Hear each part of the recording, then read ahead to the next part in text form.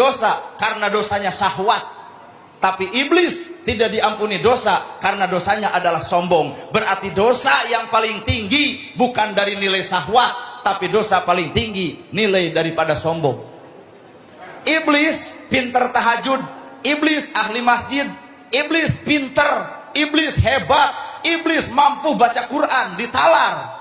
Tapi kenapa tidak menjadi kekasih Allah? Karena iblis merasa dirinya lebih baik daripada Adam.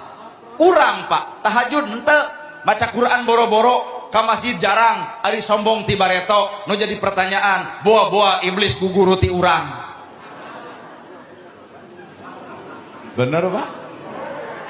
Mangga emuta.